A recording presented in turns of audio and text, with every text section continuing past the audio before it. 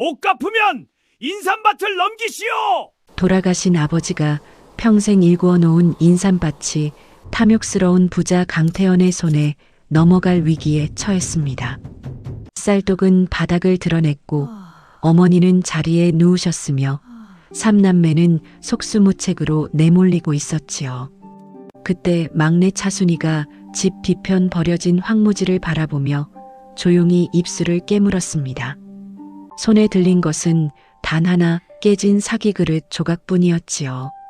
과연 차순이는 이 쓸모없는 황무지 하나로 탐욕스러운 강태현을 물리치고 인삼밭을 지켜낼 수 있을까요? 안녕하세요. 풍경야담입니다. 오늘도 흥미로운 이야기 하나 들고 왔는데요. 이야기 시작하기 전에 구독과 좋아요 부탁드립니다. 그리고 지금 어디서 이 이야기를 듣고 계신지 댓글로 알려주세요. 그럼 오늘 이야기 시작해볼까요? 옛날 옛적 강원도 깊은 산골 자락에 배운이라는 젊은 농부가 살고 있었습니다. 험준한 산봉우리가 사방을 에워싸고 맑은 냇물 소리가 아침마다 마을을 깨우는 그런 곳이었지요. 마을 사람들은 대부분 작은 밭대기를 일구며 살았고 넉넉한 이 하나 없이 서로 나누고 기대며 세월을 버텨가고 있었습니다. 배운의 아버지는 삼남매가 아직 어릴 적에 병을 얻어 세상을 일찍 떠나고 말았으니 그 빈자리가 오죽 컸겠습니까? 홀로 남은 어머니는 억척스럽게 살림을 꾸렸고 배우는 철이 들자마자 아버지 대신 집안을 책임지는 자리에 섰습니다. 큰 여동생은 장순이요, 둘째 여동생은 차순이었습니다. 셋은 어려서부터 서로를 아끼고 위하며 자랐으니 마을 사람들이 그 우애를 보고 흐뭇하게 고개를 끄덕이곤 했지요. 배운이 무거운 짐을 들고 오면 장순이가 얼른 달려와 한쪽을 받쳐들었고 차순이는 어느새 물 한 바가지를 떠서 내밀었습니다. 말이 없어도 손발이 맞는 형제란 바로 그런 것이었지요. 아버지가 안 계신 자리가 허전했지만 셋이 함께라면 그 허전함도 조금은 메울 수 있었습니다. 배운의 집 뒤편에는 제법 넓고 기름진 인삼밭이 있었습니다. 돌아가신 아버지가 젊은 시절부터 땀을 흘리며 일구어 놓은 땅이었지요. 밭이랑이 길게 이어지고 그 위로 인삼잎이 빽빽하게 돋아 있어 가을이 되면 마을에서도 손꼽히는 좋은 밭이라는 소리를 들었습니다. 해마다 수확한 인삼을 가을 장터에 내다 팔면 은전이 제법 두둑하게 들어왔으니 배운 집안이 가난하면서도 굶는 일 없이 살 수 있었던 것은 온전히 그 밭 덕분이었습니다. 봄이면 배운이 밭을 갈고 거름을 넣었으며 여름이면 장순이가 무릎을 꿇고 자풀을 하나하나 뽑아냈습니다. 차순이는 해가 뜨면 가장 먼저 밭으로 나가 인삼잎에 맺힌 이슬을 조심스럽게 털어내는 것으로 하루를 시작했지요. 그 잎사귀 하나가 집안 살림과 직결된다는 것을 알기 때문에 손끝에 힘을 빼고 아주 살살 다루었습니다. 셋이 힘을 합치니 가난하면서도 정이 넘치는 살림이었고 어머니는 그런 자식들을 바라보며 눈가를 훔치는 날이 많았습니다. 그런데 인삼밭 바로 뒤편에는 아무도 거들떠보지 않는 버려진 황무지가 있었습니다. 땅이 굳고 메말라 풀조차 제대로 돋지 못했고 굵은 돌멩이들이 여기저기 흩어져 있어 발을 디딜 때마다 조심해야 했지요. 그 황무지는 인삼밭과 함께 돌아가신 아버지가 남겨준 땅이었으나 워낙 척박해 손을 대지 않은 채 묵혀두고 있었습니다. 오래전부터 마을 사람 중 그 땅에 손을 댄 이가 없었고 지나가면서도 눈길 한 번 주지 않았습니다. 이따금 아이들이 뛰어놀다가 그 근처에 다가서면 의뢰한 녀석이 두 팔을 벌리며 외쳤지요. 여기는 귀신이 나온다. 빨리 도망가자. 그러면 아이들이 까르르 웃음을 터뜨리며 흩어지곤 했습니다. 낮에도 그늘이 짙게 드리워 공기가 싸늘했고 바람이 유난히 을씨년스럽게 불어 지나갔으니 아이들 눈에 그리 보이는 것도 무리가 아니었지요. 차순이는 가끔 인삼밭 끄트머리에 쪼그려 앉아 그 황무지를 물끄러미 바라보곤 했습니다. 돌 사이로 깨진 사기그릇 조각들이 나뒹굴고 있었는데 오래된 것인지 흙빛으로 변해 있었지요. 차순이는 말없이 손을 뻗어 그 조각 하나를 집어들었다가 도로 내려놓기를 반복하며 생각에 잠기곤 했습니다. 장순이가 옆에서 또 저기 보고 있냐? 진짜 귀신이 있으면 어쩌려고 하며 웃으면 차순이는 빙그레 웃기만 하고 아무 말도 하지 않았지요. 무언가를 마음속 깊이 갈무리하는 사람처럼 차순이의 눈빛은 언제나 황무지를 향해 있을 때 유독 깊어졌습니다. 그렇게 삼남매는 인삼밭을 지키며 하루하루를 이어갔습니다. 가을 햇살이 밭고랑 사이로 길게 들이우고 인삼잎이 바람에 살랑이는 평화로운 날들이었지요. 허나 그 평온함이 언제까지나 이어지지는 않는 법이었습니다. 마을 어귀 쪽에서 탐욕스러운 눈 하나가 슬금슬금 배운내 인삼밭을 노리고 있었으니 삼남매는 아직 그것을 까맣게 모르고 있었습니다. 마을 어귀에서 큰 길 쪽으로 조금 올라가면 기와를 얹은 넓은 집 한 채가 우뚝 서 있었습니다. 마을의 다른 집들이 낮은 초가지붕을 이고 있는 것과 달리 그 집만은 검은 기와가 반듯하게 줄지어 있었고 소슬대문 앞에는 행랑채까지 딸려 있었지요. 그 집의 주인이 바로 강태현이었습니다. 강태현은 젊은 시절부터 농민들에게 곡식과 돈을 빌려주고 높은 이자를 받아 재산을 불려온 자였습니다. 흉년이 들어 끼니를 걱정하는 농부가 찾아오면 그는 겉으로는 인자한 표정을 지으며 선뜻 돈을 내주었지요. 허나 그 인자함 뒤에는 날카로운 계산이 숨어 있었으니 빌려준 돈에 붙는 이자가 어찌나 가파른지 한 해가 지나면 원금보다 이자가 더 많아지는 지경이었습니다. 갚지 못하는 농부에게는 밭을 내놓으라 했고 그렇게 하나둘 빼앗은 땅이 마을 여기저기에 흩어져 있었지요. 마을 사람들은 강태현을 무서워했습니다. 그가 지나갈 때면 길을 비키고 고개를 숙였으며 뒤에서는 수군거리면서도 앞에서는 아무 말도 못했습니다. 강태현 역시 그 사실을 알고 있었고 오히려 즐기는 눈치였지요. 그는 이따금 장터에 나와 천천히 걸으며 이 집 저 집의 사정을 귀 기울여 들었습니다. 어느 집이 빚을 졌는지, 어느 밭이 올해 수확이 좋은지, 누가 어려움에 처해 있는지를 낱낱이 파악하는 것이 그의 습관이었지요. 어느 가을 장터날 강태현은 사람들 틈에서 배운네 인삼 이야기를 듣게 되었습니다. 배운이네 인삼밭 보셨소? 올해도 뿌리가 굵디굵더이다. 그 집 밭이 제법 넓지 않소? 장터에 내다 판 것만 해도 은전이 꽤 됐을 텐데. 사람들의 말을 흘려듣던 강태현의 눈이 가늘어졌습니다. 집으로 돌아온 그는 마루에 앉아 혼자 생각에 잠겼습니다. 넓은 인삼밭이라면 해마다 상당한 수익이 날 터였고 그 밭을 손에 넣는다면 매년 적지 않은 이득을 볼 수 있을 것이었지요. 강태현의 마음속에 탐욕의 불씨가 하나 피어올랐습니다. 며칠 뒤 강태현은 배운을 불러들였습니다. 그는 친절한 얼굴로 상석을 권하며 차를 내오게 했지요. 허허, 요즘 살림이 어떠한가? 아버님이 일찍 가시고 나서 많이 고생스럽겠네. 강태현은 은전 꾸러미를 상 위에 올려놓으며 말을 이었습니다. 쓸 곳이 있으면 가져다 쓰도록 하게. 이자는 가볍게 쳐줄 테니 급하게 갚을 것 없네. 그 말이 어찌나 부드럽고 사근사근하던지 배우는 저도 모르게 고개를 끄덕이고 말았지요. 배우는 어딘지 모르게 불편했지만 그 자리에서 딱 잘라 거절하기도 어려웠습니다.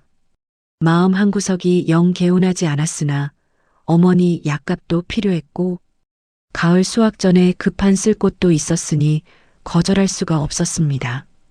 그렇게 배우는 강태현에게 돈을 빌리게 되었습니다. 집으로 돌아오는 길에 발걸음이 무거웠지요.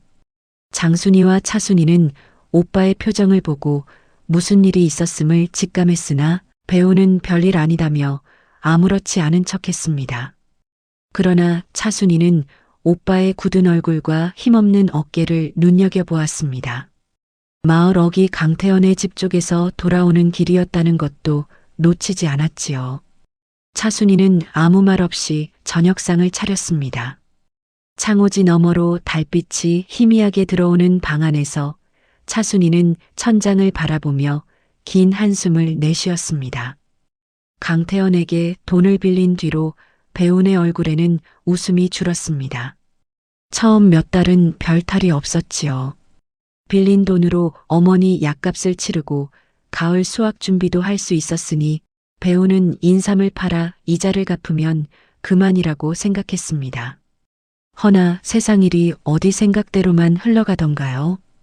그해 가을 장마가 길게 이어지면서 인삼밭 한쪽이 물에 잠기고 말았습니다. 뿌리가 썩은 인삼이 한두 포기가 아니었지요. 배우는 밭고랑 사이에 쪼그려 앉아 썩어가는 인삼 뿌리를 손으로 파내며 입술을 깨물었습니다. 장순이와 차순이도 옆에서 함께 흙을 파냈으나 이미 상한 것은 어찌할 도리가 없었습니다. 그의 장터에서 받은 은전은 예년의 절반에도 미치지 못했습니다. 이자를 내고 나니 손에 남는 것이 거의 없었지요. 배운이 강태현을 찾아가 사정을 이야기하자 강태현은 고개를 끄덕이며 웃었습니다. 딱한 사정은 알겠다만 돈이란 것이 기다려주지를 않으니 어쩌겠나. 그러더니 이듬해 이자를 훌쩍 올려버렸습니다. 배우는 집으로 돌아오는 내내 주먹을 꽉 쥐었으나 달리 방도가 없었습니다. 빈문서에는 이미 도장이 찍혀 있었고 강태현은 그것을 방패 삼아 무엇이든 요구할 수 있는 처지였으니까요. 강태현의 종들이 날마다 배운네 집 앞을 오가기 시작했습니다. 아침에 한 번, 저녁에 또 한 번 대문 앞에 서서 빚 독촉을 해댔지요. 날이 깨서 이자 내놓으라 하십니다. 마을 사람들이 그 광경을 먼발치에서 보고는 수군거렸습니다. 배운이네 곧 밭 뺏기겠다. 강태현한테 한 번 걸리면 끝이지. 장순이가 우물에 물을 길러 갔다가 그 말을 귀에 담고 돌아왔습니다. 빈 물동이를 내려놓으며 입술을 꾹 다물었지요. 그 눈가가 붉어진 것을 차순이는 보았습니다. 어머니는 그 무렵부터 자리에 눕는 날이 잦아졌습니다. 걱정이 쌓이니 몸이 버텨주지 못하는 것이었지요. 쌀독이 바닥을 드러내가고 있었고 된장독도 얼마 남지 않았습니다. 장순이는 들에 나가 풀뿌리를 캐고 산나물을 뜯어다 끼니를 보태었지요. 그러면서도 어머니 앞에서는 오늘은 나물이 실하게 올라왔어요 라며 밝은 척했습니다. 삼남매가 저마다 무너지는 마음을 숨기며 서로를 붙들고 있었지요. 그러던 어느 날 강태현이 직접 배운네 집을 찾아왔습니다. 종두를 앞세우고 대문 안으로 성큼 들어서더니 마당 한가운데 서서 배운을 내려다보았습니다. 빚을 갚을 기한이 지났네. 더는 기다릴 수 없으니 이번 달 안으로 원금과 이자를 모두 내놓거라. 배운이 얼굴이 굳어져 조금만 더 기다려 주십시오. 봄 수확이 끝나면 반드시 갚겠습니다라고 하자 강태현은 빈문서를 꺼내 배운 앞에 펼쳐 보였습니다.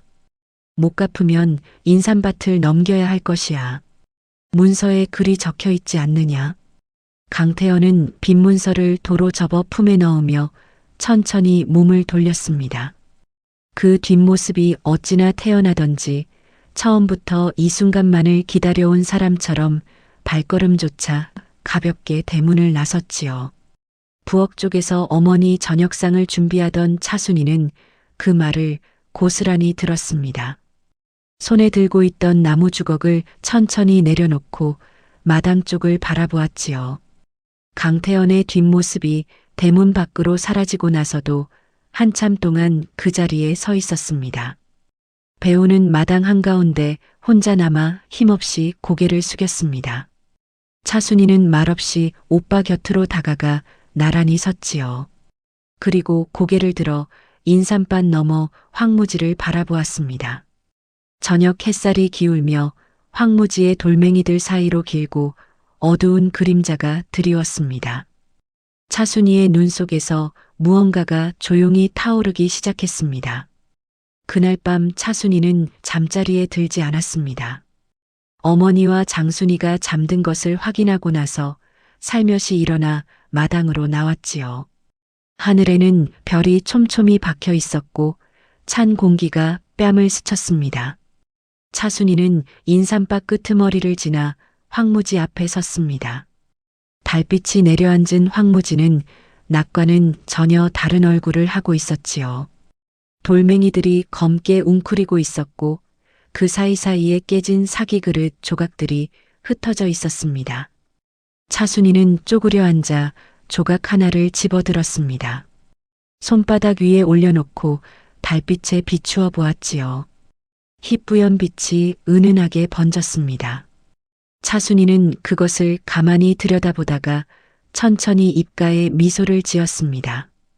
다음 날 아침 차순이는 일찍 일어나 마을 곳곳을 돌아다녔습니다. 깨진 사기 그릇이 있는 곳이면 어디든 찾아다녔지요. 우물가에 버려진 것, 담장 밑에 나뒹구는 것, 길가에 흩어진 것들을 하나하나 주워 치맛자락에 담았습니다. 마을 사람들이 차순아, 깨진 그릇은 뭐에 쓰려고 줍느냐고 물으면 깨진 것도 쓸 데가 있지요라며 웃고 지나쳤습니다. 장순이도 의아한 얼굴로 물었으나 차순이는 언니 나중에 말해줄게요라며 입을 다물었지요. 차순이는 모아온 사기 그릇 조각들을 광 안으로 가져갔습니다. 낡은 절구를 꺼내 조각들을 넣고 빻기 시작했지요. 사기가 단단한 탓에 쉬이 부서지지 않았습니다. 손목이 저리도록 공이를 내리찍어야 했고 땀이 이마를 타고 흘렀습니다. 그렇게 한나절을 빻고 나니 고운 가루가 한 줌 생겨났습니다. 차순이는 그 가루를 손바닥에 올려놓고 들여다보았습니다. 하얗고 고운 가루가 햇빛을 받아 은은하게 반짝였지요. 차순이는 고개를 끄덕이며 가루를 작은 자루에 조심스럽게 담았습니다. 그날 밤 차순이는 자루를 들고 황무지로 나갔습니다. 사방이 고요한 한밤중이었지요. 바람 한 점 없이 달빛만 환하게 쏟아지는 밤이었습니다. 차순이는 황무지 이쪽 끝에서 저쪽 끝까지 천천히 걸으며 가루를 조금씩 뿌렸습니다. 돌멩이 위에, 흙바닥 위에, 갈라진 땅 틈새에 고루 뿌렸지요. 가루가 달빛을 받자 땅이 은빛으로 희미하게 반짝였습니다. 차순이는 멀찍이 물러서서 그 모습을 바라보았습니다. 마치 땅속 깊은 곳에서 무언가가 빛을 내뿜는 것처럼 황무지가 낮과는 전혀 다른 얼굴로 빛나고 있었지요. 차순이는 작게 숨을 내쉬었습니다. 생각했던 대로였습니다. 이튿날 아침 일찍 일어난 마을 아이들이 황무지 근처를 지나다가 멈추어 섰습니다. 야, 저기 봐라. 땅이 반짝거린다.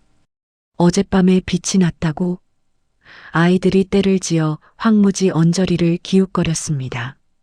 그 소문이 어른들 귀에까지 들어가는 데는 오래 걸리지 않았지요.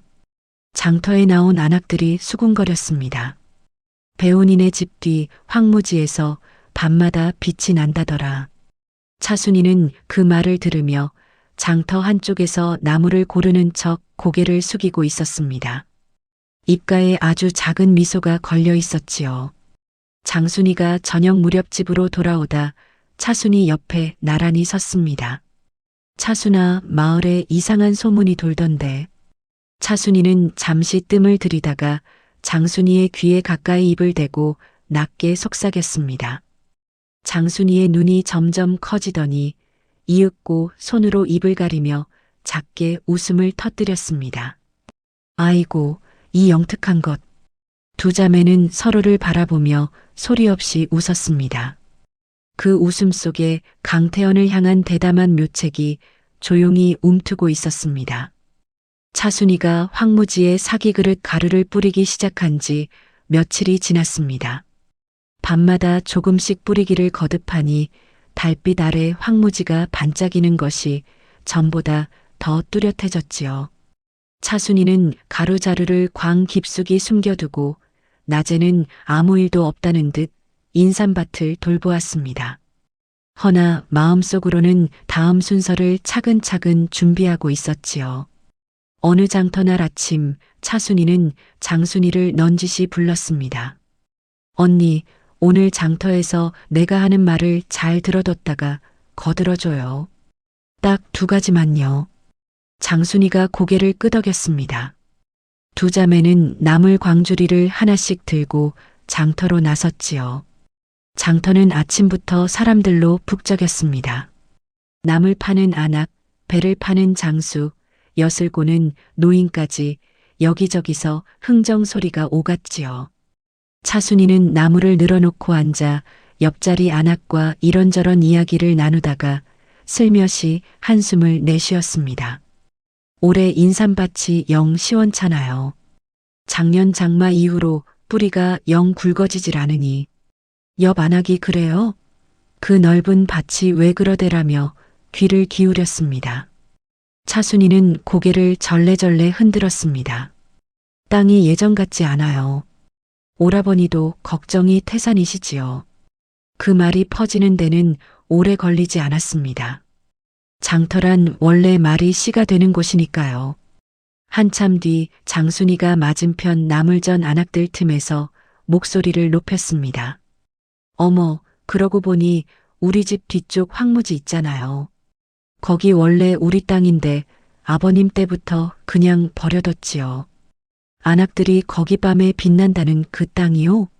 라며 몸을 기울였습니다. 장순이는 목소리를 낮추며 말을 이었지요. 저도 소문은 들었는데 사실 어릴 때 할머니한테 들은 이야기가 있어요. 옛날 난리통에 이 마을에 살던 부자 양반이 재물을 땅에 묻고 피란을 갔다는데 영영 돌아오지 못했다고 하더라고요. 정확히 어딘지는 모르지만 안악들이 눈을 동그랗게 뜨며 서로를 바라보았습니다. 그날 오후부터 장터와 주막에 소문이 빠르게 번졌습니다. 배운이네 뒤 황무지에 옛날 부자가 재물을 묻었다더라. 밤마다 땅이 빛나는 게 그것 때문 아니겠어. 사람들이 삼삼오오 모여 수군거렸고 그날 밤 몇몇은 실제로 황무지 근처에 가서 달빛 아래 반짝이는 땅을 두 눈으로 확인했습니다. 보름달이 환하게 떠오른 밤이었는데 황무지가 은빛으로 은은하게 빛나는 것이 누가 보아도 예사롭지 않았지요. 구경꾼들이 서로 팔꿈치를 찌르며 작게 탄성을 질렀습니다. 그 소문이 마을 어기 강태현의 귀에 들어간 것은 그로부터 이틀 뒤였습니다.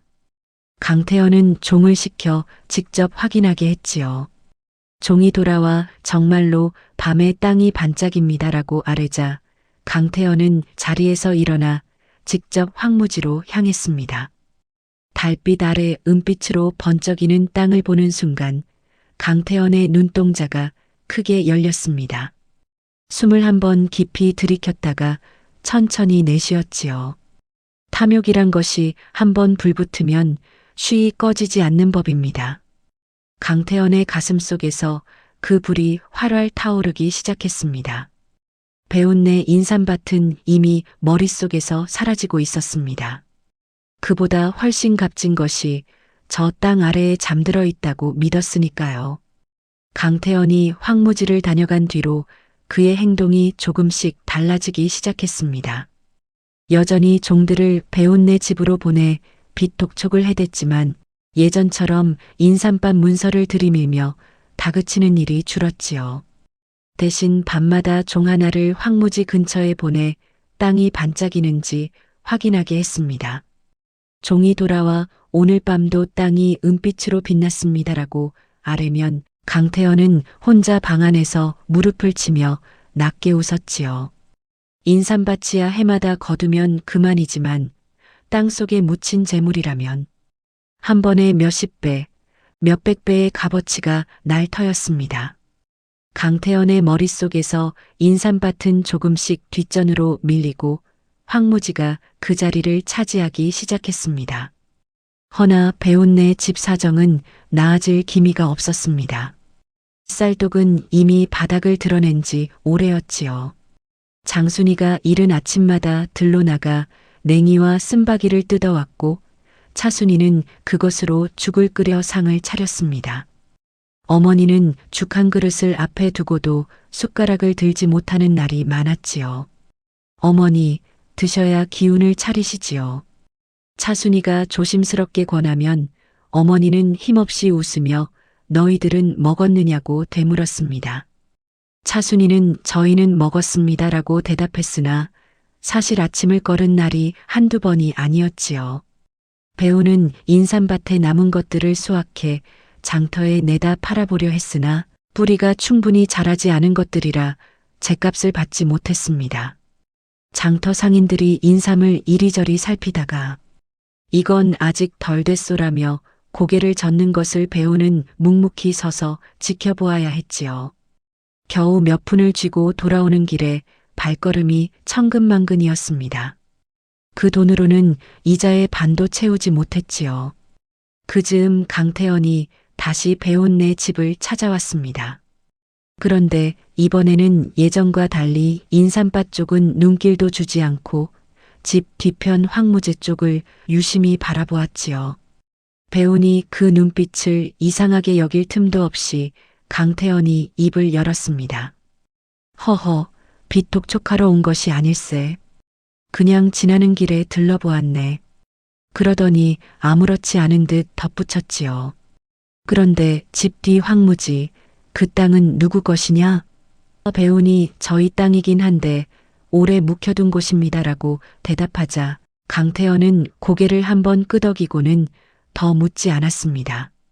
그러나 돌아서는 그의 눈빛에는 감추기 어려운 탐심이 일렁이고 있었지요.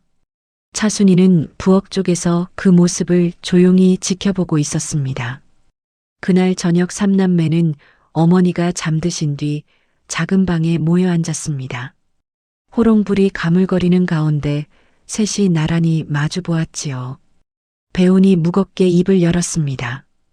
다음 달까지 갚지 못하면 밭을 내줘야 한다. 아버님이 평생 일구신 밭을. 장순이가 두 손을 무릎 위에 모으고 눈을 내리깔았습니다. 잠시 침묵이 흘렀지요.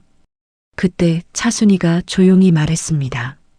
오라버니, 저한테 생각이 있어요. 배운과 장순이가 동시에 차순이를 바라보았지요. 차순이는 그동안 혼자 품어온 생각을 천천히 꺼내 놓았습니다. 사기그릇 가루 이야기부터 황무지에 뿌린 것, 장터에서 장순이와 함께 흘린 소문까지 하나하나 이야기했지요. 배우는 처음에는 눈살을 찌푸리며 들었으나 이야기가 이어질수록 눈빛이 달라졌습니다. 이야기가 끝나자 방 안이 잠시 조용해졌습니다. 배운이 천천히 고개를 끄덕이며 말했습니다.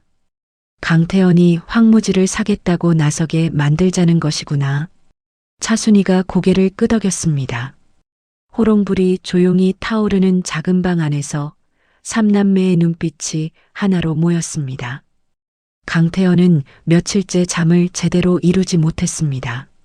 눈을 감으면 은빛으로 반짝이던 황무지가 눈앞에 어른거렸지요. 자리에서 일어나 마루에 앉아 있다가 다시 눕기를 반복했습니다. 종들이 밤마다 확인해 온 말이 귓가에 맴돌았습니다. 땅이 빛난다. 오늘도 빛났다. 어제보다 더 환하게 빛났다. 강태현은 마침내 자리를 박차고 일어나 직접 황무지로 향하기로 했습니다. 한밤중이었지만 달이 밝았고 종두를 앞세워 배운네 집 뒤편으로 돌아갔지요. 황무지에 가까워질수록 강태현의 걸음이 빨라졌습니다. 그리고 눈앞에 펼쳐진 광경을 보는 순간 발걸음이 멈추었지요. 보름달이 중천에 떠오른 밤이었는데 황무지의 땅바닥이 은빛으로 은은하게 빛나고 있었습니다. 돌멩이 사이사이 갈라진 흙 틈새까지 희미한 빛이 퍼져 있었지요. 강태현은 천천히 황무지 안으로 발을 들여놓았습니다. 쪼그려 앉아 손으로 흙을 한 줌 집어들었다가 손가락 사이로 흘려보내며 눈을 가늘게 떴습니다. 분명하다. 그가 낮게 중얼거렸지요. 종들도 서로 눈빛을 주고받으며 고개를 끄덕였습니다. 강태현은 그 자리에서 종에게 삽을 가져오게 했습니다. 당장 파보고 싶은 마음이 굴뚝 같았지요. 허나 삽이 막 땅에 닿으려는 순간 어둠 속에서 목소리가 들려왔습니다. 거기서 무엇을 하십니까? 강태현이 흠칫하며 고개를 들었습니다. 차순이가 인삼밭 쪽에서 걸어오고 있었지요. 밤 공기 속에 차순이의 목소리는 조용했으나 또렷했습니다. 남의 땅에 허락도 없이 삽을 드시면 아니 되지요. 강태현은 잠시 차순이를 바라보다가 슬쩍 웃으며 삽을 거두게 했습니다. 허허, 밤바람이 좋아 잠깐 나왔을 뿐이네. 그러고는 태연하게 몸을 돌려 걸어갔지요. 허나 강태현의 마음속 확신은 오히려 더 단단해졌습니다. 차순이가 밤중에 나와 황무지를 지키고 있다는 사실이 오히려 의심을 부추겼지요. 무언가 숨기는 것이 있으니 저리 지키는 것이 아니겠느냐고 생각했습니다. 집으로 돌아온 강태현은 마루에 앉아 오래도록 생각에 잠겼습니다. 저 황무지를 손에 넣으려면 어떻게 해야 하는가? 빚을 빌미로 빼앗으려 해도 빚문서에는 인삼밭만 담보로 잡혀 있으니 황무지를 얻으려면 다른 방법을 써야 했지요. 강태현은 무릎을 탁 쳤습니다. 사면 된다, 사면 되는 것이었습니다. 배운내 형편이 저리 어려우니 돈을 들이밀면 마다할 리 없을 터였지요. 이튿날 강태현은 장터에 나가 슬며시 귀를 기울였습니다. 황무지 소문은 이미 마을 전체에 퍼져 있었습니다. 배운이네 뒤 황무지에 보물이 묻혔다더라. 밤마다 빛이 난다는 게 사실이래. 사람들이 삼삼오오 모여 이야기를 나누었지요. 강태현은 짐짓 못 들은 척하며 지나쳤으나 입가에 웃음이 번지는 것을 감추기 어려웠습니다. 소문이 크면 클수록 자신만 알고 서둘러 손에 넣어야 한다는 마음이 더욱 간절해졌지요. 탐욕이란 것이 귀를 막고 눈을 가리는 법이라 강태현은 그 반짝임이 어디서 비롯된 것인지 한 번도 의심하지 않았습니다. 그날 저녁 강태현은 종을 불러 말했습니다. 내일 배운이을 불러오너라. 종이 물러가자 강태현은 혼자 방 안에서 흐뭇하게 웃었습니다. 황무지 아래 재물을 손에 넣을 날이 머지 않았다고 생각했지요. 허나 그가 꿈꾸는 것과는 전혀 다른 일이 기다리고 있다는 것을 강태현은 까맣게 모르고 있었습니다. 이튿날 아침 배우는 강태현의 종에게 불려갔습니다. 마당을 나서는 배운의 뒷모습을 바라보며 차순이가 조용히 말했습니다. 오라버니, 강태현이 황무지 이야기를 꺼내거든 아무 말씀 마시고 그냥 들어만 오세요. 배운이 고개를 끄덕이고 길을 나섰지요. 차순이는 대문이 닫히는 소리를 듣고 나서 장순이와 눈빛을 주고받았습니다. 이제 일이 움직이기 시작했습니다. 강태현은 배운을 상석에 앉히고 차를 내오게 했습니다. 겉으로는 인자한 얼굴을 하고 이런저런 안부를 물었지요. 배우는 차순이의 말대로 짧게 대답하며 상대의 말을 기다렸습니다. 강태현이 찻잔을 내려놓으며 슬며시 입을 열었습니다. 여보게, 자네 집 뒤편 황무지 말이야. 그 땅 묵혀둔 지 오래됐다 하지 않았나? 쓸모없는 땅 가지고 있어봐야 세금만 나오지 않나? 내가 적당한 값을 쳐드릴 테니 넘기는 게 어때? 배우는 속으로 가슴이 두근거렸으나 표정을 감추고 생각해 보겠습니다라고만 했습니다. 집으로 돌아온 배운이 강태현의 말을 전하자 차순이의 눈빛이 반짝였습니다. 그날 저녁 작은 방에 삼남매가 모이자 차순이가 천천히 말을 꺼냈지요. 강태현이 먼저 사겠다고 나섰으니 이제 값을 우리가 정할 수 있어요. 황무지 값으로 빈문서, 전부와 인삼밭 담보문서를 돌려받아야 합니다. 배운이 눈을 크게 떴습니다. 그 쓸모없는 황무지 하나로 그걸 다 받아낼 수 있겠느냐? 차순이가 차분하게 대답했지요. 강태현은 지금 저 황무지 아래에 보물이 묻혀 있다고 굳게 믿고 있어요. 조금만 더 안달이 나게 하면 됩니다. 장순이가 손을 꼭 쥐며 고개를 끄덕였습니다. 며칠 뒤 차순이는 강태현을 직접 찾아갔습니다. 배운 대신 여동생이 나타나자 강태현이 눈살을 찌푸렸습니다. 웬일이냐? 차순이는 조용히 자리에 앉으며 말했습니다. 황무지를 팔겠습니다. 허나 값은 제가 정하겠습니다. 강태현이 팔짱을 끼며 그래, 얼마를 원하느냐라고 물었지요. 차순이는 잠시 뜸을 들이다가 또렷하게 말했습니다. 오라버니가 날이 깨진 빈문서, 전부와 인삼밭 담보문서를 돌려주십시오. 그것이 황무지 값입니다. 강태현의 눈썹이 위로 올라갔습니다. 그러더니 코웃음을 치며 말했지요. 허, 이것 봐라. 쓸모없는 황무지 하나에 빈문서를 다 내놓으란 말이냐. 터무니없구나. 차순이는 표정 하나 변하지 않고 자리에서 일어났습니다. 그러시다면 어쩔 수 없지요. 다른 분께 팔겠습니다. 강태현의 눈이 순간 흔들렸습니다. 잠깐 앉거라. 차순이는 멈추었으나 자리에 앉지는 않았습니다. 강태현이 헛기침을 하며 말했지요. 생각해 볼 테니 며칠 말미를 다오. 차순이가 돌아서며 조용히 말했습니다. 사흘 안에 답을 주십시오. 그 안에 기별이 없으면 거래는 없는 것으로 알겠습니다. 그러고는 대청을 내려가 살인문을 나섰지요. 강태현은 그 뒷모습을 바라보며 입술을 굳게 다물었습니다.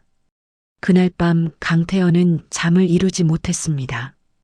다른 이에게 황무지가 넘어간다는 생각만 하면 가슴이 답답해졌지요.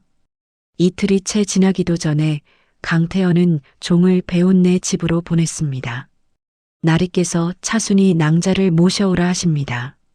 차순이는 조용히 옷매무새를 고치고 일어났습니다. 차순이의 손을 잡으며 장순이가 낮게 말했지요. 잘 다녀와라. 강태현의 집에 다시 들어선 차순이 앞에서 강태현이 말했습니다. 내 말대로 하마. 관아에서 문서를 꾸미는 날 빈문서와 인삼밭 담보문서를 함께 내놓겠다. 차순이는 허리를 굽혀 인사를 올렸지요. 알겠습니다, 나리. 관아에서 문서를 꾸미는 날이 왔습니다. 강태현은 황무지 문서를 받으며 환한 얼굴로 도장을 찍었고 약속대로 빈문서와 인삼밭 담보문서를 내놓았지요. 차순이는 두 손으로 그 문서들을 받아 품에 꼭 안았습니다. 관아 마당을 나서며 하늘을 올려다보았지요. 봄볕이 환하게 내리쬐고 있었습니다. 장순이가 차순이 손을 꼭 잡았고 배우는 아무 말 없이 앞서 걷다가 한번 뒤를 돌아보았습니다. 눈가가 붉었지요. 관아에서 문서를 받아 쥔 그날 밤 강태현은 잠자리에 들지 않았습니다. 드디어 황무지가 자기 것이 되었으니 그 아래 묻힌 재물을 꺼낼 날이 온 것이었지요. 강태현은 종들을 불러 모았습니다. 내일 새벽 일찍 삽과 곡괭이를 챙겨라. 황무지를 파기 시작할 것이다. 종들이 눈을 마주치며 고개를 숙였습니다. 강태현은 방으로 돌아와 홀로 앉아 오래도록 흐뭇하게 웃었지요. 땅속에 잠든 재물이 내일이면 자기 손 안에 들어올 것이라 생각하니 밤이 어찌나 길게 느껴지던지 새벽닭이 울기도 전에 자리를 털고 일어났습니다. 이른 아침 강태현은 종 넷을 데리고 황무지로 향했습니다. 아직 마을이 잠든 시각이었지요. 뿌연 안개가 낮게 깔린 가운데 강태현 일행이 황무지 앞에 섰습니다. 강태현은 팔짱을 끼고 서서 종들에게 손짓했습니다. 파거라. 구석구석 빠짐없이 파거라. 종들이 삽과 곡괭이를 들고 땅을 파기 시작했습니다. 곡괭이가 딱딱한 흙을 내리찍는 소리가 새벽 공기를 갈랐지요. 강태현은 팔짱을 낀 채 이리저리 거닐며 땅 파는 것을 지켜보았습니다. 한 삽, 두 삽, 흙이 쌓여갔습니다. 허나 한식경이 지나도록 나오는 것은 흙뿐이었습니다. 강태현의 미간이 좁아졌습니다. 더 깊이 파거라. 종들이 허리를 굽혀 더 깊이 파내려갔지요. 2시경이 지났습니다. 여전히 흙뿐이었습니다.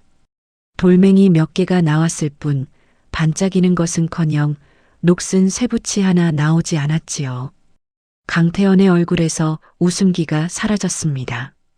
구석도 파거라. 저쪽도 파고 이쪽도 파거라. 종들이 땀을 흘리며 황무지 이곳저곳을 파헤쳤습니다. 황무지가 온통 뒤집어지기 시작했지요. 해가 중천에 오를 무렵에는 마을 사람들이 하나둘 모여들었습니다. 강태현이 황무지를 판다는 소문이 퍼진 것이었지요. 사람들이 담장 너머에서 길가에서 그 광경을 지켜보았습니다.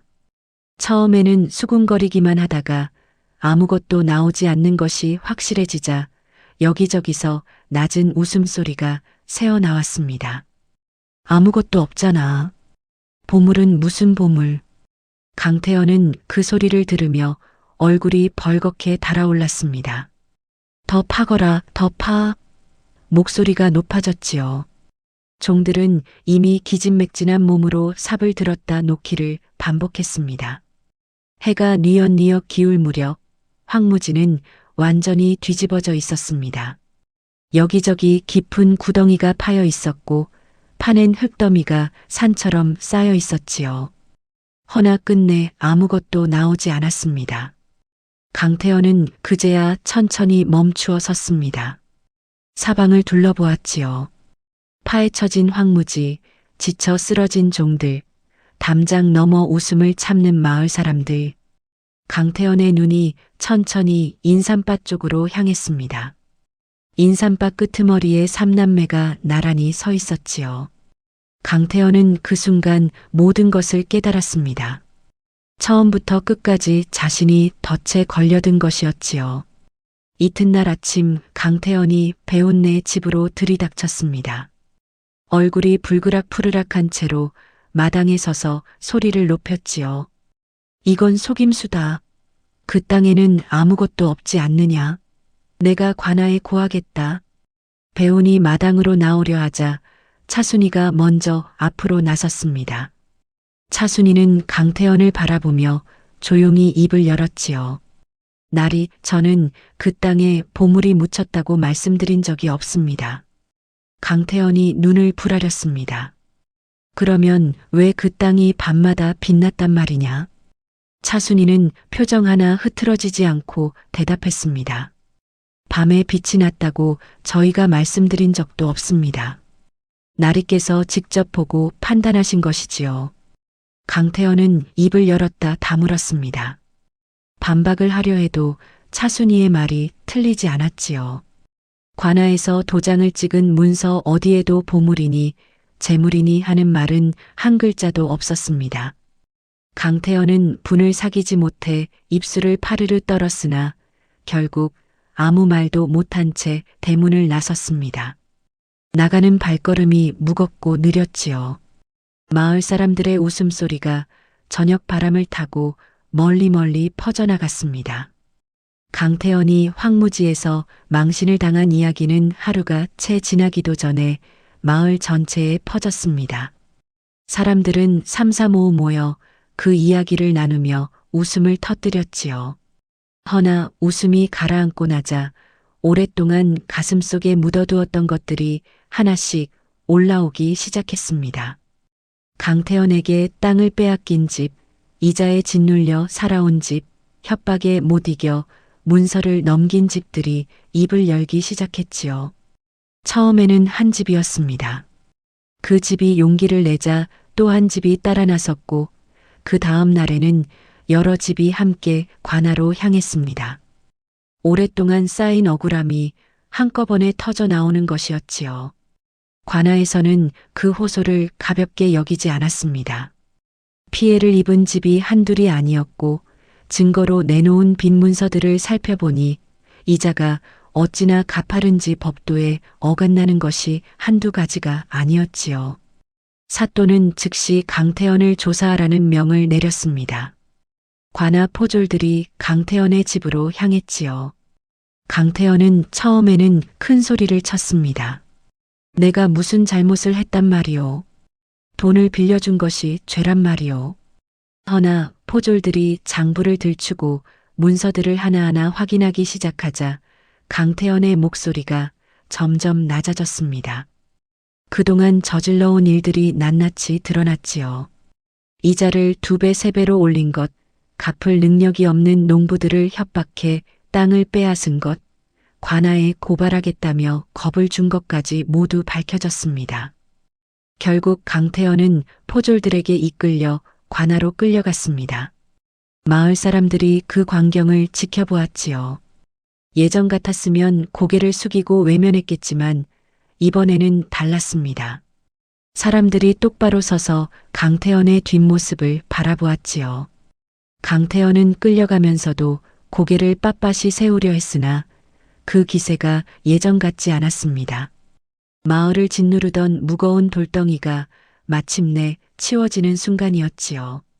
사또의 판결로 강태현이 부당하게 빼앗은 땅과 재산은 본래 주인들에게 돌아갔습니다.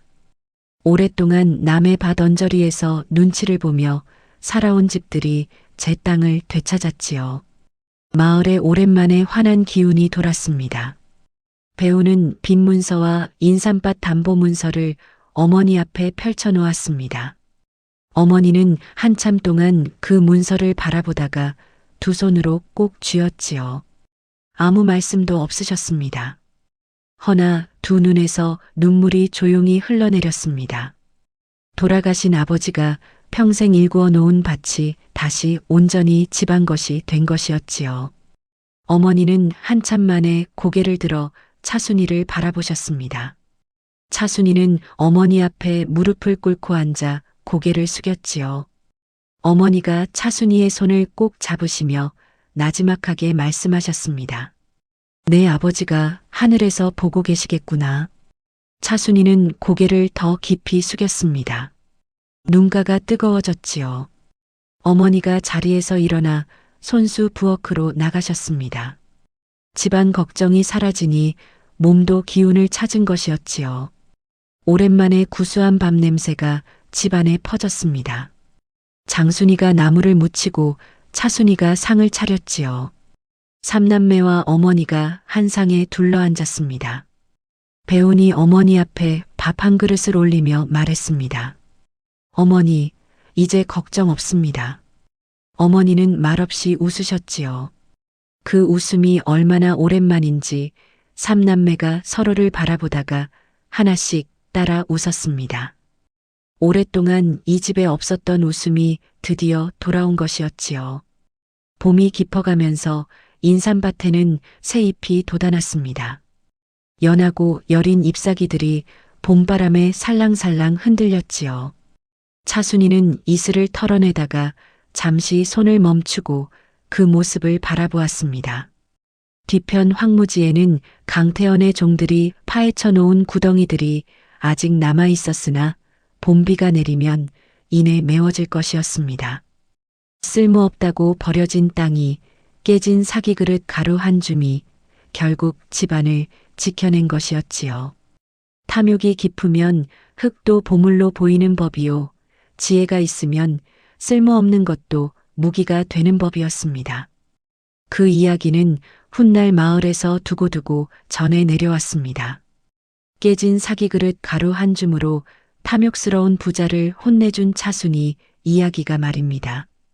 사람들은 그 이야기를 들을 때마다 고개를 끄덕이며 말했지요. 차순이 삼남매 그리고 어머니가 함께한 그 인삼밭에는 해마다 봄이 오면 어김없이 새잎이 돋아났습니다. 그리고 그 잎사귀마다 봄볕이 내려앉아 반짝이는 것이 꼭 오래전 달빛 아래 빛나던 황무지를 닮아 있었다 하더이다.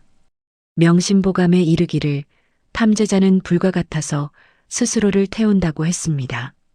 재물을 탐하는 자는 결국 그 탐욕의 불길에 제 몸을 태우고 만다는 뜻이지요. 강태원이 바로 그러했습니다. 넓은 인삼밭도 모자라 쓸모없는 황무지마저 삼키려 했던 탐욕이 결국 스스로를 무너뜨리고 말았지요. 반면 차순이는 가진 것이 깨진 사기그릇 조각뿐이었으나 지혜와 우애로 가족을 지켜냈습니다. 논어에서 공자께서 말씀하시기를 지혜로운 자는 미혹되지 않는다고 하셨지요. 차순이의 맑은 눈이 바로 그 지혜였습니다. 오늘 이 이야기가 여러분의 마음에 작은 울림이 되었으면 합니다. 오늘의 이야기 어떠셨나요? 차순이에게 하고 싶은 말씀이 있으시면 여러분의 생각을 댓글로 편하게 나눠주세요.